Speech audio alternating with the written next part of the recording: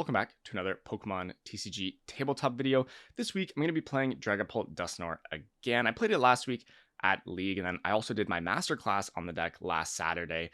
If you're really looking to master this deck, it was an incredible resource, 4.5 hours of me just talking about the in-depth strategy of the deck. So if you're looking to master this for your local League Cups, maybe the Pittsburgh Regionals, which is coming up, definitely check that out. The link will be in the description down below. As far as the list goes, same one as last week, not much to be changing here. Not going to talk about it too much as I did break it down last week. So if you don't want to take the class, go ahead, check out the video from last week. And I'll also have another video coming out shortly as well on the deck. But here, we're running into Terabox round 1, which I think a lot of people think that Terabox beats Dragapult Dusknoir, but I really disagree. I think this matchup is very good for Dragapult Dusknoir, and I think we're actually going to see why in this game. I know the deck's been picking up some steam lately. Alex Szymanski made top 32 at the World Championships with the deck. He's a good player. And I think he's also putting out some content on the deck. I'm not exactly sure, but if you're interested in learning Terabox, definitely look up Alex Szymanski on Twitter or Google. I don't know exactly what his links are, but I know he's got some kind of guide on the deck. Anyways, here, getting into our first game, my opponent Tristan had a pretty good turn 1, and I had a pretty good turn 1 as well. I was able to establish my board. Now, unfortunately, my supporter for the turn was Boss's Orders, which is not ideal, and I did actually debate not playing that Boss's Orders. At this point in the game, I remember my hand, it's Dreepy, Dracloak, and an energy card, I think Luminous Energy. And I kind of realized that by playing this Boss's Orders, I actually make it very difficult for myself to play an Ultra Ball next turn if I top deck one, right? Ultra Ball, my hand is pretty weak, right? Just one Dracloak. Ultra Ball is one of my best bailouts. That's going to get me Pheasantipity and allow me to draw 3. And there's 4 of them, right? So I did consider not playing that Boss's Orders for quite some time. Ended up playing it, and it did force out an Air Balloon from Tristan. So it definitely got some value. Was it worth it? I don't know. I think it was worth it, but I could go either way there. Because now here on this, I do find an Ultra Ball, and I'm going to have to discard this Luminous Energy. I decided to keep the Dreepy. Now, for those of you that haven't taken the class, what I want to do this turn is get back into Budu, ideally find Jamming Tower and Counter Catcher, right? Any amount of those pieces, just going to make it more difficult for Tristan to attack, force him to play down more Noctowls and burn more resources, and eventually we'll get to play the game at some point. Hope potentially soon if Tristan is unable to find a Noctowl here, but we do get the Jamming Tower and the Iono, and we're just going to go ahead, Itchy Pollen. Tristan's unable to find the Torrential Pump, so he just decides to go out into the Fan Rotom and take the knockout that way, which seems completely fine to me. Now, at this point, it is technically possible for me to attack here. I could use Neo Upper Energy, get the Dragapult, go for some kind of Phantom Dive play. I could potentially, Phantom Dive both the Hoots, and that sounds pretty good. I think that's a completely reasonable line, but my biggest problem with that is that I would just kind of lack follow-up on the next turn. Say my Dragapult went down to something like a Clefairy, I would be forced to Blood Moon on the next turn, knock out the Clefairy, which just kind of telegraphs my play. Tristan would be able to put down Pheasantipity, and I would have to give him Flip the Script. And so I actually figured here, he used Fan Rotom's attack last turn, which means he doesn't really have anything good in his hand. And so as long as he doesn't top deck, literally a Noctowl, I should be good here to just Itchy Pollen one more time, get the Dusclops down, and then next turn what I can do is I can use Dusknoir to kill a Hoot, I can Hawlucha the other Hoot, I can knock out the Watermask Ogerpon and both Hoots in one attack, and Iono Tristan to 1. And that just felt like much more of a cohesive combo turn to me. I talk about this as well in the masterclass, how you want to stop using Budu and then have a good combo turn. So this was a combo turn I felt was going to be the strongest, give me the biggest chance to win, and really the biggest chance for Tristan to brick. Additionally, the Hawlucha is going to put 10 damage on the Latias, and so that's going to be an easy way for me to close out the game on the next turn. Potentially just going to need a Boss's Orders.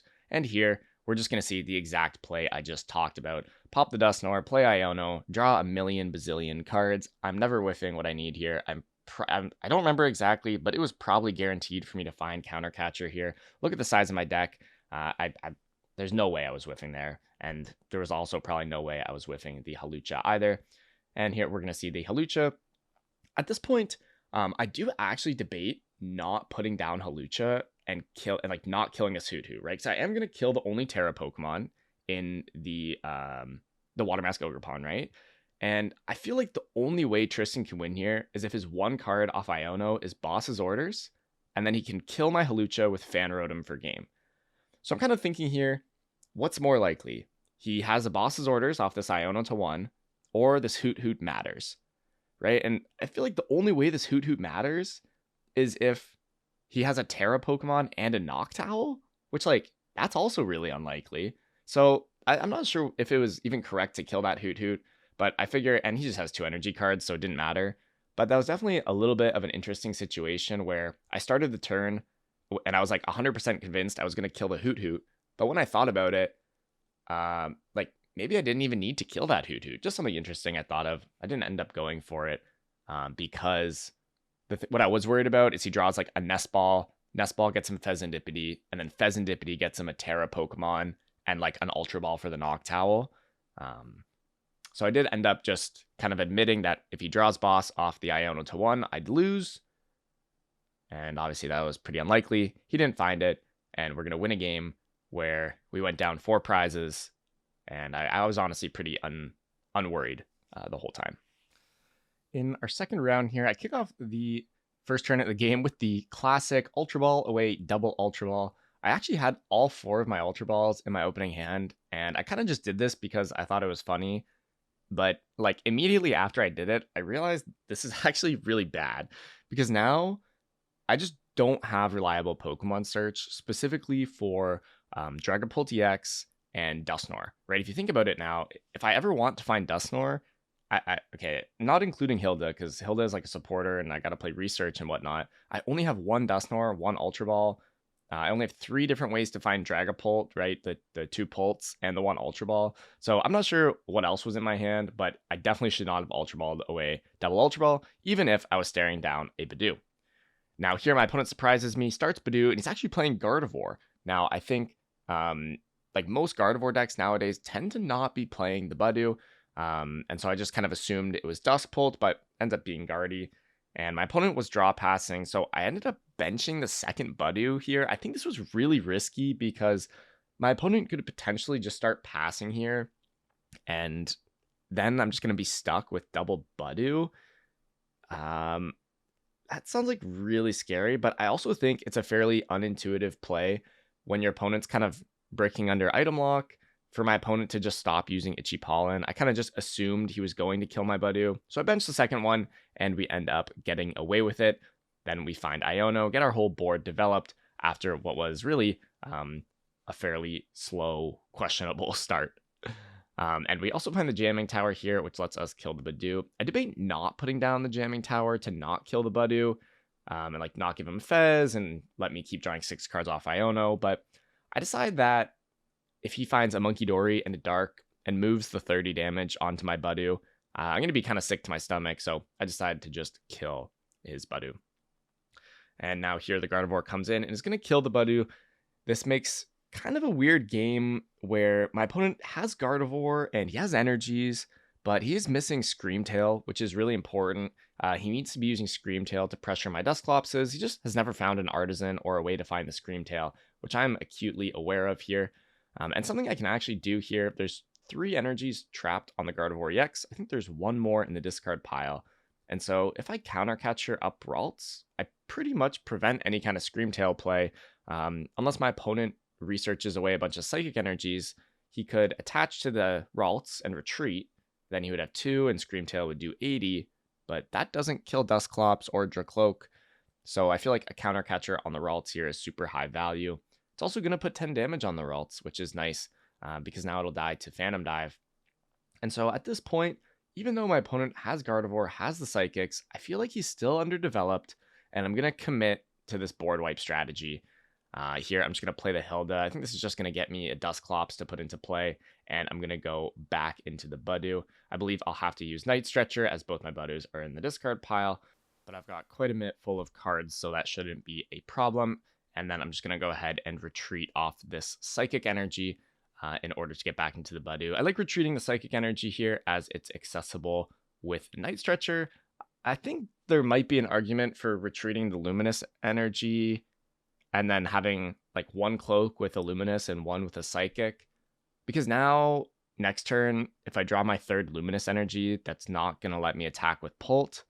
I probably just have another basic energy in my hand or another Night Stretcher, and that's why I did it like this with the double luminous. But you definitely want to be thinking about those attachments and how to maximize your odds of attacking with Dragapult. Now, my opponent on that turn looks like he just went for the attack with Ralts. Not too much going on in his hand. I don't know that there really was much he could have done that turn. I mean, it would have been nice for him to get like a Monkey Dory down, but I don't know that it would have saved him from this play. At this point, I just have the board wipe, or I guess, sorry, I'm still missing a Dragapult EX here. I'm deciding between Research and Iono, but a Dragapult EX is going to mean that I Dusknoir the active, Dusclops the bench Ralts, and then Phantom Dive and kill all of them. And off the Research, I immediately find the Dragapult. I had Iono there, but I decided to just commit on the Research. Like I said, I was down a lot of Ultra Balls, so I definitely could have missed there. At which point, I guess I would have just used Itchy Pollen again, and that would have felt kind of bad, but we do get the board wipe there. That's usually how you end up winning against Gardevoir. So a little bit of a weird early game with the Budew in the Gardevoir deck, but when my opponent uses Budew, he's not using the TM Evo, and then we end up board wiping him. So we're going to be 2-0 here at Kanzen and getting into our next round. We end up running into Reed. He's going to be playing Gholdengo. I think this matchup is relatively good, especially the way the meta is shifting. I feel like these Gholdengo decks really need to be playing Togekiss, Chansey, Ceruledge Briar. We've seen the Joltik Gholdengo deck also pick up some popularity, which means, and you see that Togekiss at the top of Reed's deck here, which means that these decks aren't playing cards like Picnic Basket. They aren't playing 2 Turos. Some of them aren't playing 2 Stadiums. And those are the cards that really annoy Dragapult Dusknoir, especially the Picnic Basket. I'll call out as a card that is really annoying to play against. But when I see the Togepi, I'm feeling pretty comfortable that there isn't a Picnic Basket. Now, I could be wrong about that, but I think that's a relatively fair assumption. On my second turn, I go ahead and put down that Latias. I really want to make sure I'm getting into Budew this turn. I would also like to get an energy attachment. I think if I'm able to get an energy attachment this turn and it stays on the board, I could easily be attacking next turn. For those of you that watch the class, these are early signs that I'm going to be turning the corner on 5, which I talked about what that means for the whole game, but I'm already planning out, like, honestly, the whole game at this point based on when I perceive myself to be attacking. Now, on the next turn, if Reed uses a boss's orders, takes out my Dracloak with the fire energy, I'm probably going to have to reassess my plan to attack.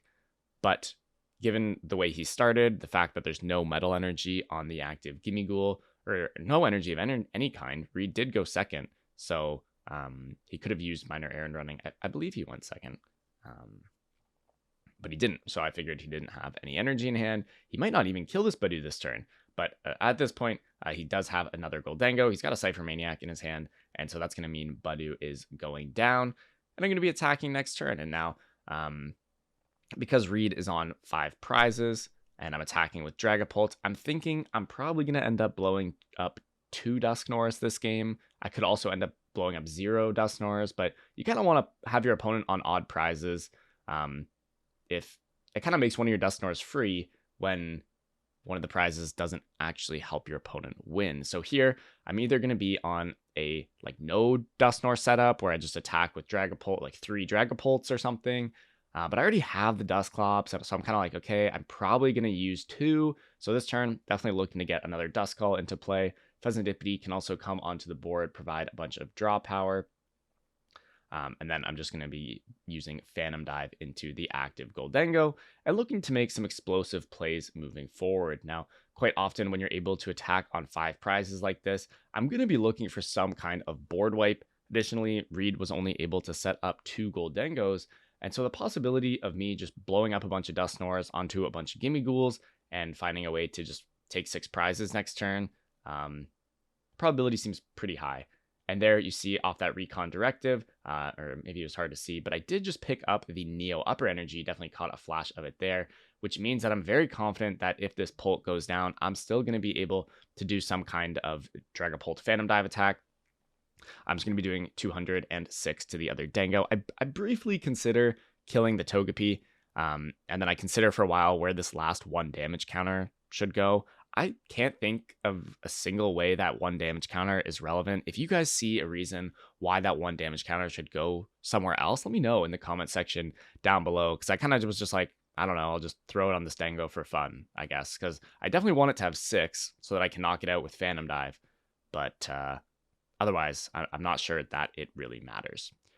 Now we're going to see Reed fill the board, get down additional Gimme Ghouls. One big thing to note here is that he's not going to find a Monkey Dory and a Dark Energy, which I think is pretty important, might make my life a little harder. Now, without the Dark Energy, I can just use Dusclops to knock out the 50 HP Gimme Ghoul, Dusknoir to knock out the 70 HP Gimme Ghoul, and then a Counter Catcher and a Phantom Dive will take out both Gholdengos for 6 prizes. If Reed were to have found Monkey Dory, I think that would have stopped me. Would that have stopped me? I think that would have stopped me from taking a 6 prize turn. It honestly might not have, though. I would have to think about that. And it would take me a while to do the math. So I'm not going to do the math right now. I'm just going to keep yapping. But here, we're just going to see that Dusknoir play. I think I have all the pieces in hand. Yeah, I'm not even bothering to use Fez. There's the Pult, there's the boss, and like I said, dust the Gimme Ghoul, dust the other one, and take a 4 prize with the Phantom Dive. So pretty standard game against Gholdengo, and we're going to be 3-0 heading into the next round, where I play against my friend Ansh. Ansh and I played, I believe in the last video actually, we definitely played the Dragapult Dusknoir mirror last week as well. He was able to beat me. We had a close game. I think it came down to a boss's orders on the final turn, but I wasn't able to find the Iono, so we had way too many cards, and he just had the game-winning boss. Let's see if we can get some revenge this week. We have a good turn 1. We go first, which is bad, of course, because we're going to get item locked, presumably, and we're not going to be able to have a cohesive turn 1, right? You want to be able to research, like, see your opening 7 cards, play a research, see another 7 cards. Just gives you so many more chances to find a buddy Poffin on turn 1 before you get item locked. But we get a little lucky, find one anyways. We do opt to get the Monkey Dory down with Ultra Ball. This is a card I really like getting into play early on in the game for the Badoo War. And we'll see why this game actually, as it is going to come up pretty big for us. We find the Cloak, and Anch did opt for the turn 1 boss's orders. Pretty annoying, as it's going to set me back an attachment, but I feel pretty good about that, knowing 1, he's down a boss's orders, which is a crucial card in this matchup, and 2, he probably doesn't have a better supporter. And yeah, he's on 1 card, he's got 1 Cloak, he's only seeing 2 cards a turn, and I would definitely say I have the advantage as far as the setup goes, especially when I get the second Dracloak, followed by the third Dreepy, and there's that Luminous on the Monkey Dory coming into play there, gonna allow me to break Anch's item lock, and now he does find a research, which gets him kind of back in the game. He's going to get some more cloaks going, and we definitely have a game on our hands here, but I have advantage. Next turn, I can play Ultra Ball, I can play Buddy Poffin, and I'm just going to be able to develop very well, while also blocking Anch from developing in that same way. Now here, I'm not in much of a rush. I'm kind of just waiting until I have a really good Phantom Dive. Maybe I'm waiting for a boss's orders so I could kill Dusclops and Dreepy. That sounds pretty good. What else might I be waiting for? More attachments. I also want to get Dusclops in play before I Phantom Dive, because I don't want to Phantom Dive and then just have Anch Phantom Dive kill my Duskull for free. I at least want it to be a Dusclops so that maybe he has to use his Monkey Dory or pop his Dusclops in order to get that knockout. I do opt to put down the Dragapult here in case I get Iono'd. There's only 2 of them in the deck, right? So if that Dragapult goes to the bottom, it could take me a long time to find another one. I have the energies already. Yes, I'm going to lose some draw power, but I think it's worth it just in case of an Iono, which we do see. And so I felt pretty smart in that moment for evolving. Now I'm still just looking for boss's orders. Dusclops. I'll find it eventually, and then I'll attack. I do get to Ultra Ball for Dusclops, so that should come online fairly quickly. This turn, Anch does establish the Dragapult with an energy, so now I'm kind of concerned about some kind of Phantom Dive combo. He also puts down another Duskull, which scares me, and, okay, it scares me, but it also gives me a very valid Phantom Dive this turn. I can just kill the Dreepy and the Duskull. I don't give Anch any damage. Now I also have Ultra Ball. This is going to get me the Dusclops. And so I've hit most of my checklist. I have a 2-prize Phantom Dive. This also lets me keep my Dusclops and take a 2-prize Phantom Dive. So I am kind of upset that this Badoo is just going to be stuck on my board for the whole game, but I think it's all right. We're going to be quite far ahead here. But this game is definitely losable. I like to talk when I'm losing the game about how I'm not out of it yet. We saw one crazy game last week of the Dragapult Mirror. I believe it was last week, where I just counter captured my opponent's Dracloak, used Itchy Pollen for a few turns, and I was able to re-establish. So I definitely am not counting Anch out of this game, and I'm definitely scared of some plays he could do. For example, he could just Dusknoir my active Dragapult and play an Iono. And if I'm unable to find another Dragapult and another energy off Iono to 2, the game could get away from me rather quickly. Now, some other good plays he could go for. He could Dusclops pop my Dusclops and then kill my Munkidori and my Dusclops. That seems pretty good. Basically just kind of turning me into a straight Dragapult deck for the rest of the game. And it looks like that's what he's going to opt to go for here. I think he forgets here to pop his Dusknoir, or Dusclops, sorry, before the Iono. He might have been debating not using Dusclops. I guess he could also be looking for Dusknoir. Dusknoir would allow him to kill the Dusclops on the bench and then also Phantom Dive damage onto my board. So that might have also been a reason why he didn't blow up the Dusclops first. Or it could have just been an oversight. Let me know, Anch. Either text me or drop a comment in the section down below if you were digging for the Dusknoir here or just forgot. Because, of course, for those of you who might not know, this is just going to let me draw more cards, right? I draw 3 off the Iono and then 1 off the Dusknoir. So it's actually a difference of 2 cards here, which is pretty relevant. Not that there's really much I can do this turn. I don't really have any good Phantom Dives on this board. I need to take 2 prizes, so I need to kill a Dragapult. I think the only thing I could do this turn that's actually relevant is potentially reestablish my Munkidori. I would have to find my last Luminous energy to do that, which is a little bit difficult. I could get an energy onto my other Dracloak so that it can't be trapped. And I was kind of just taking a second at the start of the turn there, as I often do when I don't know what to do. Like, I like planning my turns at the start. And so I was just kind of thinking, like, at the start there, what am I even doing this turn? And I kind of came to the conclusion that I'm really not doing anything. And my hand is really good here. I have Boss's Orders, I have Iono, I have Research. I'm like, okay, I could Iono on. She's got like 8 cards.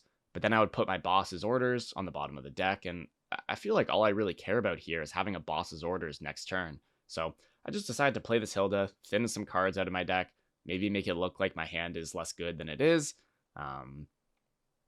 But yeah, we're just sitting on the Boss's Orders here. Nothing else really productive to do. Ultra Ball for the Fez. Again, just thinning the deck. I think Fez is actually a pretty decent card to have in the deck. I'm surprised I didn't take like any other Pokemon out. Maybe Fez is the only Pokemon in the deck. I would probably assume that. And then, yeah, we're just going to go ahead and Phantom Dive. And as a cinematic masterpiece, last week I lost to Anch because I didn't have an Iono on the final turn. And here, he doesn't have an Iono. So I didn't realize the, I don't know, I guess irony or the cinematic masterpiece of this game until just now. But I find this funny. Maybe next week I'll lose because Anch Iono's me or something. I don't know. Anyways, here he doesn't have the Iono. He's just going to go ahead and punch. But if he had an Iono here, he actually has a pretty insane comeback potential. He could Iono me, punch the active with Blood Moon for 240, and then next turn pick up a 4-prize Phantom Dive. He might, we talked it out. He might also need Hawlucha. No, he doesn't need Hawlucha. So this turn he just puts like 30 on the bench Cloak, Blood Moon's the active, and then next turn he puts 30 on the Badoo, finds Latias, retreats back into the Pult, and then knocks out the Pult, the Badoo, and a Dracloak. If I don't find Boss off Iono to 2. And for those of you that watch the class, you know how much I hate any kind of plan that revolves around a Boss's Orders.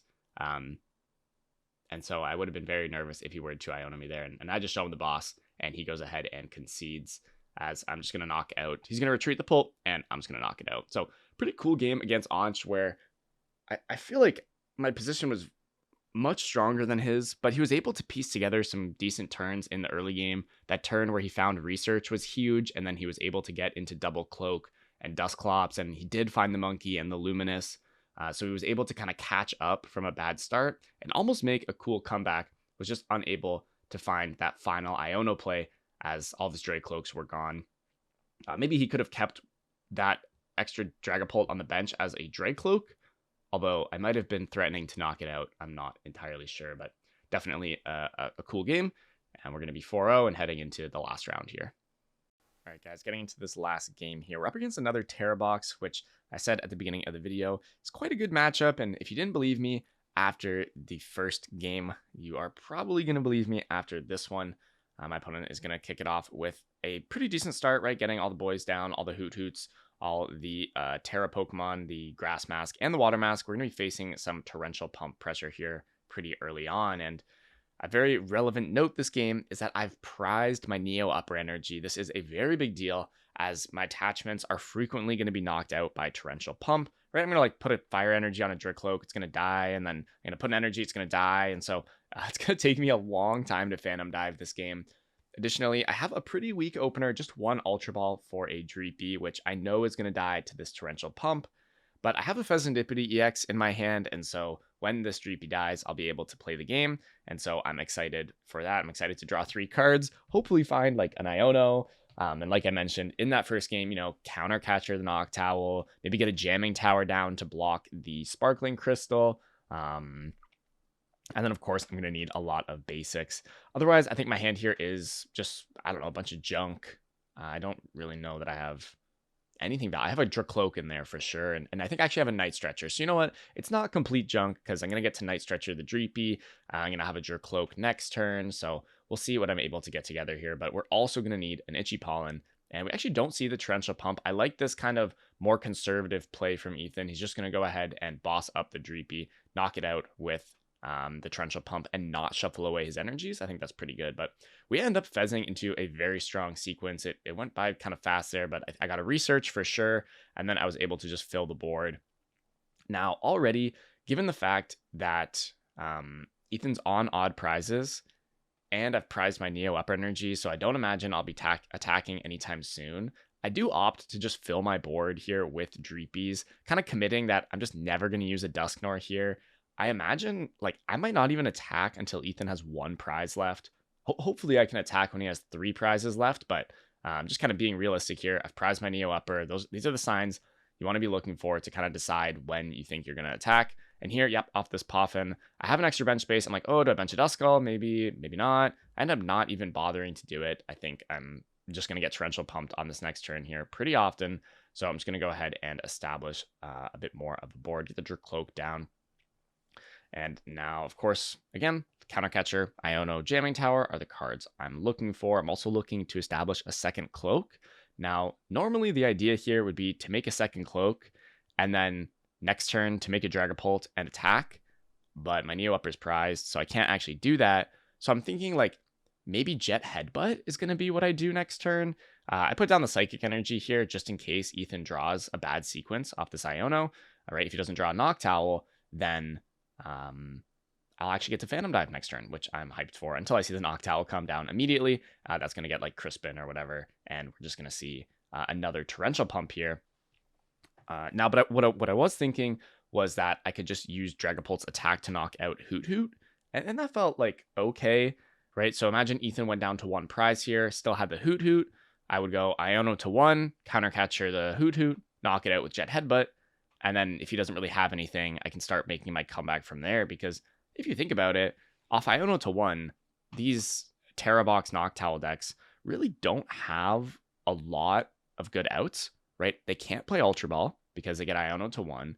They could play Nest Ball, right? Nest Ball for Pheasantipity. But even that, like, what are you drawing into with the Fez? Like, Clefairy and Crispin off of Fez? That's kind of crazy. So this Iono to 1 here is just going to be very devastating. And even though I can't attack with Pult this turn, just Iono to 1, potentially even pass here. And then I can win in 3 Phantom Dives, which sounds kind of like crazy that I'm just going to win in 3 Phantom Dives. But if you think about it, so Iono to 1, and then he draws for turn, so 2. And then on the next turn, I Phantom Dive. He draws a card, 3. And then 1 more Phantom Dive. He draws a card, 4 cards, and then the next turn I win the game. So essentially here, this Iono is going to give him 4 cards to win the game, but I'm never going to kill anything. I've trapped the Pheasantipede in the active. Hopefully, I can find a jamming tower to block that Sparkling Crystal, right? This Fez has to get out of the active, so like a Stadium and a Latias have to come down, right? A lot of things actually have to come together. End this turn, I almost retreat into the Blood Moon and pass. I think that would have actually been a major mistake, because here Ethan has a Vessel, which gets him an energy, and that would have let him retreat. Oh no, never mind. I was going to say he could retreat and sob, but there's actually a jamming tower. But if somehow my Blood Moon got sobbed there, it would be really bad for me, because then I would just have to attack with Blood Moon, which would open up bench space for Ethan and make his Nest Balls valuable, his Ultra Balls valuable. Whereas right now, like you see, he has a Nest Ball in his hand, and that's just not going to do anything for him here, as I'm just never going to open up any of his bench spaces. Now, I think I did actually make a mistake. I benched a Dreepy on the previous turn, which I think kind of just becomes a little bit of a liability at this point. It lets Ethan win with a Torrential Pump without playing a boss's orders. So, and I highly doubt I actually need this draw power, but I'm sure in the game, for some reason, I felt like I needed the draw power. So I have this extra Dracloak on the board, but it could probably just not be there, and my position would be a little better. I guess I can also just make it into a Dragapult next turn, and that'll be fine as well. Here's the first Phantom Dive. Ethan top decks another dead card here. We're just going to see a pass from him. And now here, I'm going to have some discipline. Just continue not killing anything. I debate like Ionoing him to 1 again to prevent him from playing Ultra Ball, but I just don't care about Ultra Ball. Like, I don't really, there's no good Pokemon for him to get. His bench is full. He has no Hoot Hoots. And so I'm just going to go ahead, Counter Catcher up. Now the Grass Ogre Pawn. I think I'm going to go ahead and make this Dracloak into a Dragapult. Play a Research, just making sure that I have a boss's orders on the final turn to close out the game. And then here, some details, just going to thin out my deck. Phantom Dive again, put some damage on the board. And when Ethan top decks another dead card, I don't even know, like, I think you'd have to have a Research here to be able to win. Like, Research into Stadium, Clefairy, Psychic Energy, E-Switch. I think that would be his main way to win. And an Area 0, and a way to retreat. No, the Grass guy had an energy. But anyways, guys, I think that game really showcased why this Dragapult deck is so good. The comeback potential is insane. I hope you guys enjoyed watching this one, and look forward to me releasing another one next week. I'll also try to get some fun videos out with some different decks, because I know sometimes these videos can get a little analytical. So let me know in the comment section down below what you guys want to see next. I'm thinking about doing a Joltik Dango League, maybe a Ho-Oh Box League. Let me know, and I'll try to get what you guys want to see, and I'll see you guys in the next one.